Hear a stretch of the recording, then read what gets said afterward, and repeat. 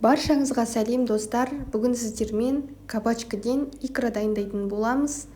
Менің каналыма тіркелуді ұмытпаңыздар, видеоға лайк басып кетіңіздер. Дәл осындай өте әдемі болып шығады. Бізге керекті заттар: кабачка керек, морковка керек, жуа, сладкий перец и чеснок. Керегінше тұз, бұрыш, секер керек болады.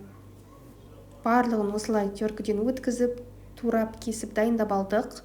Одан кейін табамызға майымызды құйып, қызғанша әбден күтеміз. Қызда осы майымыз деген уақытта үстіне дайындап қойған морковымызды салып қуырып аламыз.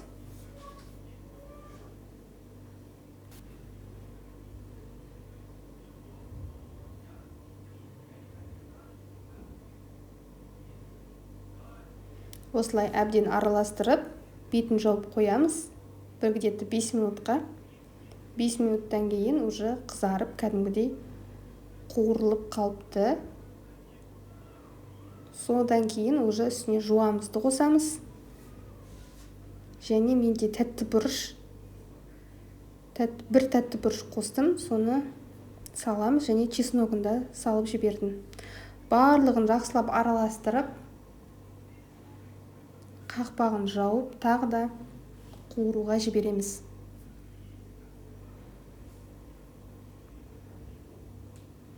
Мінекей, бетін қайтадан ашып, үстіне томат қостық. бір столовый ложка қостым. Жақсылап барлығын араластырып, бетін жауып қоямыз.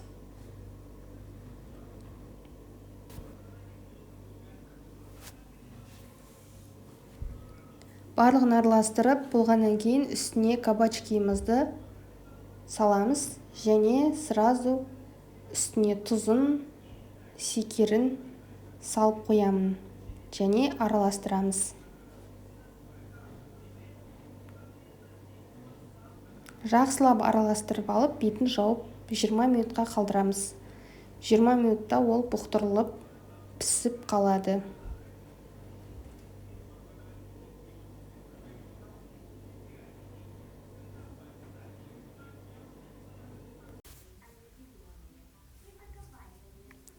Жақсылап араластырып, бетін жауып, жаңа айтқандай бұқтырып қоямыз.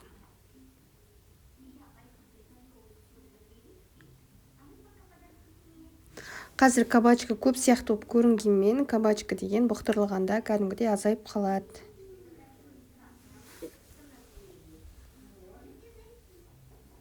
Қандай әдемі болып жатыр, иә? Иісі қандай болады десеш. Мінекей аштық. Міне көрдіңіздер, мана көп кабачка азайып қалды.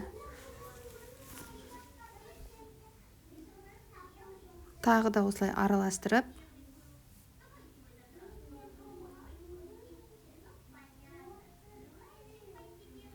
бұрышын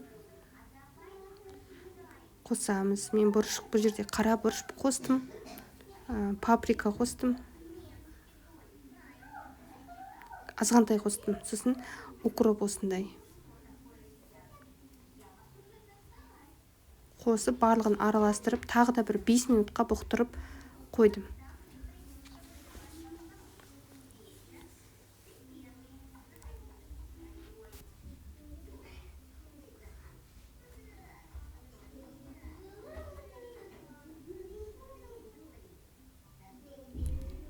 Тағы 5 минутқа бұқтырып алғаннан кейін блендермен кішкене шамалы суытамыз. Содан кейін осы блендермен жақсылап езіп аламыз. Әбден езіп, араластырып, ешқандай комок қалмау керек.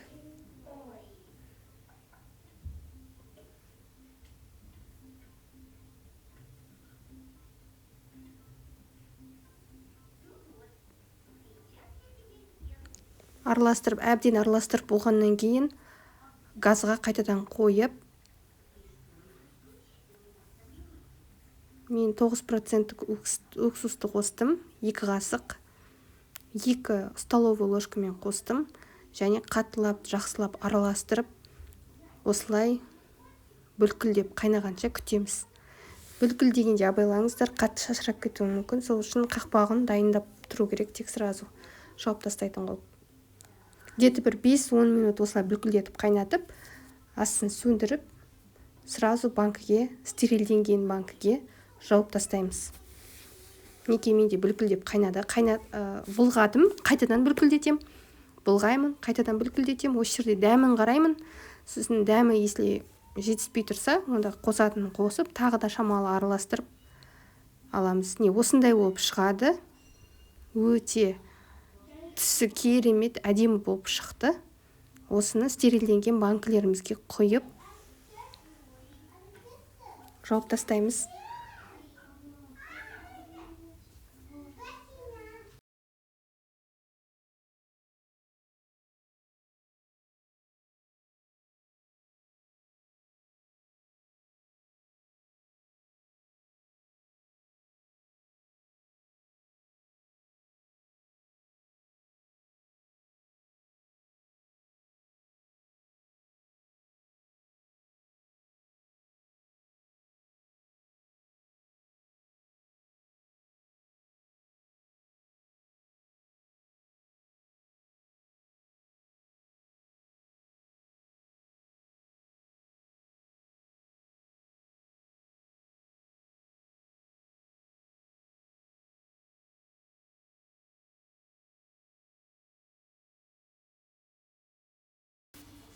Жақсылап бұрап алып қоямыз. Бір түн үйде болу керек.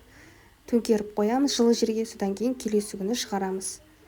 Подписка жасауды ұмытпаңыздар. Сау болыңыздар.